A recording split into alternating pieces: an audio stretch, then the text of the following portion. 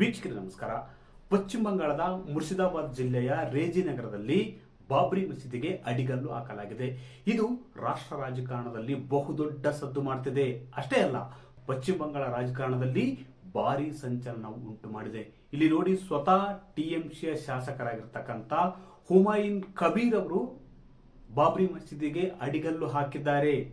ಈ ಮೂಲಕ ದೇಶದಲ್ಲಿ ಬಹುದೊಡ್ಡ ಸದ್ದು ಮಾಡುವಂತೆ ಮಾಡಿದ್ದಾರೆ. ಟಿಎಂಸಿ ನಾಯಕಿ ಹಾಗೂ ಪಶ್ಚಿಮ ಬಂಗಾಳದ ಮುಖ್ಯಮಂತ್ರಿಯಾಗಿರ್ತಕ್ಕಂಥ ಮಮತಾ ಬ್ಯಾನರ್ಜಿ ಅವರನ್ನೇ ಎದುರು ಹಾಕಿಕೊಂಡು ಬಾಬ್ರಿ ಮಸೀದಿಗೆ ಅಡಿಗಲ್ಲು ಹಾಕಲಾಗಿದೆ. ಸ್ವತಃ ಟಿಎಂಸಿ ಶಾಸಕರೇ ಮುರ್ಷಿದಾಬಾದ್ ಜಿಲ್ಲೆಯ ಭರತ್ ನಗರದ ಶಾಸಕರಾಗಿರ್ತಕ್ಕಂಥ ಹುಮಾಯೂನ್ ಕಬೀರ್ ಬಾಬ್ರಿ ಮಸೀದಿಗೆ ಅಡಿಗಲ್ಲು ಹಾಕಿರುವುದು ಪಶ್ಚಿಮ ಬಂಗಾಳದ ರಾಜಕಾರಣದಲ್ಲಿ ಬಹುದೊಡ್ಡ ಸದ್ದು ಮಾಡ್ತಿದೆ. ಏನು ಕೆಲವೇ ದಿನಗಳಲ್ಲಿ ಪಶ್ಚಿಮ ಬಂಗಾಳಕ್ಕೆ ವಿಧಾನಸಭೆ ಚುನಾವಣೆ ನಡೆಯಲಿದೆ. ಎರಡನೇ ಬಾರಿಗೆ ಗೆಲ್ಲುವ ಕನಸು ಕಾಣುತ್ತಿರುವ ಮಮತಾ ಬ್ಯಾನರ್ಜಿಗೆ ದೊಡ್ಡ ಆಘಾತವಾಗಿದೆ. ಇದು ಬಿಜೆಪಿ ಕೈಗೆ ದೊಡ್ಡ ಅಸ್ತ್ರ ಸಿಕ್ಕಂತಾಗಿದೆ. ಹಾಗಾದ್ರೆ ಪಶ್ಚಿಮ ಬಂಗಾಳದ ಮುಖ್ಯಮಂತ್ರಿ ಮಮತಾ ಬ್ಯಾನರ್ಜಿ ಅವರು ಧರ್ಮ ಸಂಕಟಕ್ಕೆ ಸಿಲುಕಿದ್ದಾದ್ರು ಯಾಕೆ? 2026ರ ವಿಧಾನಸಭೆ ಚುನಾವಣೆಯಲ್ಲಿ ಗೆಲ್ಲುವ ಪಕ್ಷ ಯಾವುದು? ಬಾಬ್ರಿ ಮಸೀದಿ ಅಡಿಗಲ್ಲಿನಿಂದ ಆಗುವ ಲಾಭವಾದರೂ ಯಾವ ಪಕ್ಷಕ್ಕೆ? ನೋಡಿ, ಇನ್ನ 4-5 ತಿಂಗಳಿಗೆ ಮಾರ್ಚ್ ಅಥವಾ ಏಪ್ರಿಲ್ ಅಲ್ಲಿ ವಿಧಾನಸಭೆ ಚುನಾವಣೆ ನಡೆಯಲಿದೆ. ಈ ಚುನಾವಣೆಗಾಗಿ ಈಗಾಗಲೇ ಟಿಎಂಸಿ, ಬಿಜೆಪಿ ಮತ್ತು ಕಮ್ಯುನಿಸ್ಟ್ ಪಕ್ಷಗಳು ತಯಾರಿಯನ್ನು ಮಾಡಿಕೊಳ್ಳತೊಡಗಿವೆ. ಹೇಗಾದ್ರೂ ಮಾಡಿ 4ನೇ ಬಾರಿಗೆ ಅಧಿಕಾರ ಹಿಡಿಯುವುದಕ್ಕೆ ಕನಸು ಕಾಣುತ್ತಿದ್ದ ಮಮತಾ ಬ್ಯಾನರ್ಜಿ ಅವರಿಗೆ ತಮ್ಮದೇ ಪಕ್ಷದ ಶಾಸಕರಾಗಿರ್ತಕ್ಕಂಥ ಮುರ್ಷಿದಾಬಾದ್ ಜಿಲ್ಲೆಯ ಭರತ್ ನಗರದ ಶಾಸಕರಾಗಿರ್ತಕ್ಕಂಥ ಹುಮಾಯೂನ್ ಕಬೀರ್ ಅವರು ದೊಡ್ಡ ಶಾಖನ್ನೇ ನೀಡಿದ್ದಾರೆ. ನೋಡಿ, ಸಿಎಂ ಮಾತನ್ನೇ ವಿರೋಧಿಸಿ ಬಾಬ್ರಿ ಮಸೀದಿಗೆ ಅಡಿಗಲ್ಲು ಹಾಕಿದ್ದಾರೆ. ಈ ಮೂಲಕ ಪಶ್ಚಿಮ ಬಂಗಾಳದ ರಾಜಕಾರಣವನ್ನು ಹೊಸ ದಿಕ್ಕಿನತ್ತ, ಅಂದ್ರೆ ಮುಂಬರುವ ವಿಧಾನಸಭೆ ಚುನಾವಣೆಯಲ್ಲಿ ಹೊಸ ಸಂಚಲನ ಉಂಟು ಮಾಡುವುದಕ್ಕೆ ಕಾರಣರಾಗಿದ್ದಾರೆ. ಈ ಒಂದು ಅಂಶವೇನಿದೆಯಲ್ಲ, ಬಾಬ್ರಿ ಮಸೀದಿಗೆ ಅಡಿಗಲ್ಲು ಹಾಕಿರುವ ವಿಚಾರ ಇದೆಯಲ್ಲ, ಮಮತಾ ಬ್ಯಾನರ್ಜಿ ಅವರಿಗೆ ನಡುಕ ಉಂಟು ಮಾಡಿದೆ. ಯಾವುದೇ ಶಾಸಕನ ಕ್ರಮದಿಂದ ಆತಂಕಕ್ಕೊಳಗಾಗಿದ್ದಾರೆ. ಮಮತಾ ಬ್ಯಾನರ್ಜಿಯ ಆತಂಕಕ್ಕೆ ಕಾರಣ ಒಂದು ನೋಡಿ, ಈಗಾಗಲೇ ಪಶ್ಚಿಮ ಬಂಗಾಳದಲ್ಲಿ ಅಲ್ಪಸಂಖ್ಯಾತರ ಬೆಂಬಲದಿಂದ ಟಿಎಂಸಿ ಕಳೆದ 3 ಬಾರಿ ಗೆದ್ದಿದೆ. ಬಹುತೇಕ ಅಲ್ಪಸಂಖ್ಯಾತರು ಅಲ್ಲಿ ಟಿಎಂಸಿ ಪರವಾಗಿದ್ದಾರೆ. ಆದ್ರೆ ಟಿಎಂಸಿಯ ಶಾಸಕರಾಗಿರ್ತಕ್ಕಂಥ ಹುಮಾಯೂನ್ ಕಬೀರ್ ಅವರು ಈ ಬಾರಿ ಬಾಬ್ರಿ ಮಸೀದಿ ನಿರ್ಮಾಣಕ್ಕೆ ಅಡಿಗಲ್ಲು ಹಾಕಿರುವುದು.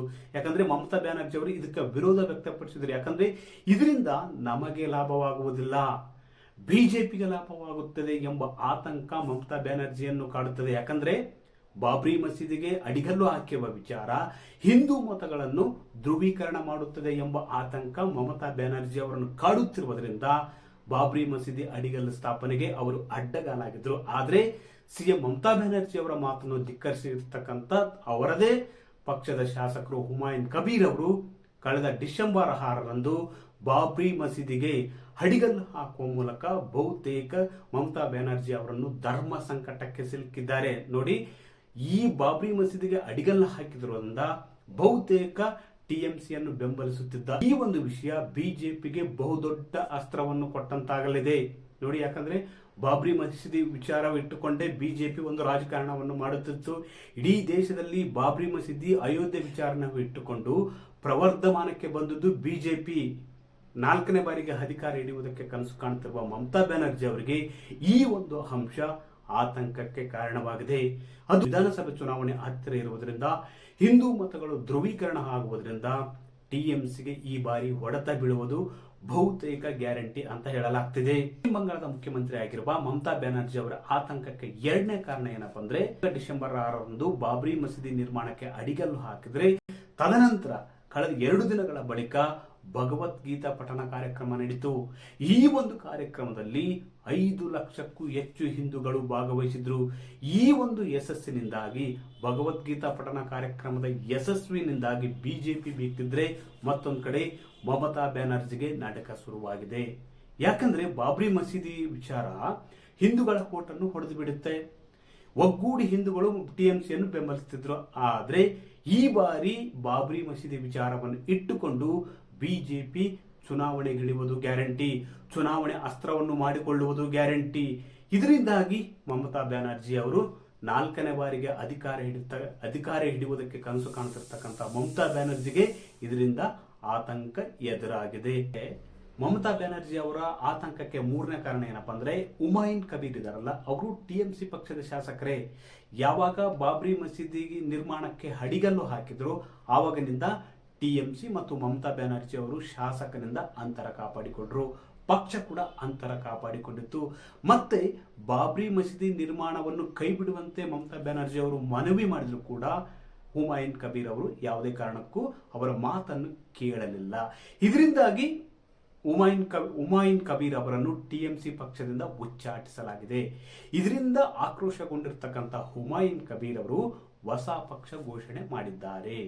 ಹೀಗಾಗಿ ಮಮತಾ ಬ್ಯಾನರ್ಜಿ ಅವರಿಗೆ ಮತ್ತಷ್ಟು ಆತಂಕ ಶುರುವಾಗಿದೆ. ನೋಡಿ, ಅಲ್ಲಿ ಪಶ್ಚಿಮ ಬಂಗಾಳದಲ್ಲಿ 40ರಿಂದ 50 ವಿಧಾನಸಭಾ ಕ್ಷೇತ್ರಗಳಲ್ಲಿ ಮುಸ್ಲಿಂ ಮತದಾರರು ನಿರ್ಣಾಯಕರಾಗಿದ್ದಾರೆ. ಇದು ಬಹುದೊಡ್ಡ ಪೆಟ್ಟು ಬೀಳುವ ಆತಂಕವನ್ನು ಮಮತಾ ಬ್ಯಾನರ್ಜಿ ಅವರಿಗೆ ಕಾಡುತ್ತಿದೆ.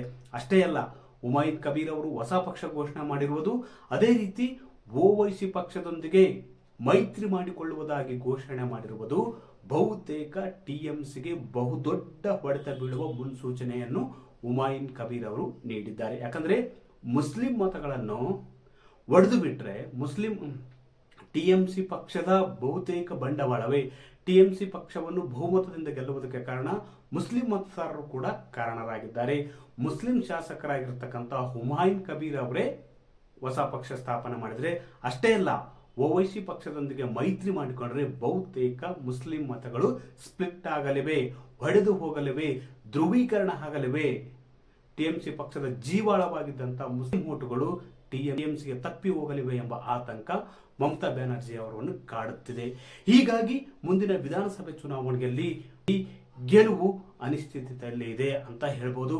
ಒಟ್ಟಾರೆಯಾಗಿ ಟಿಎಂಸಿ ಪಕ್ಷದ ಶಾಸಕರಾಗಿದ್ದ ಹುಮಾಯೂನ್ ಕಬೀರ್ ಅವರು ಬಾಬ್ರಿ ಮಸೀದಿ ನಿರ್ಮಾಣಕ್ಕೆ ಅಡಿಗಲ್ಲು ಹಾಕಿರುವ ವಿಚಾರ ದೇಶಾದ್ಯಂತ ಸದ್ದು ಮಾಡಿದ್ದಲ್ಲದೆ ಪಶ್ಚಿಮ ಬಂಗಾಳ ರಾಜಕಾರಣದಲ್ಲಿ ಬಹುದೊಡ್ಡ ಸಂಚಲನವನ್ನೇ ಉಂಟು ಮಾಡಿದೆ.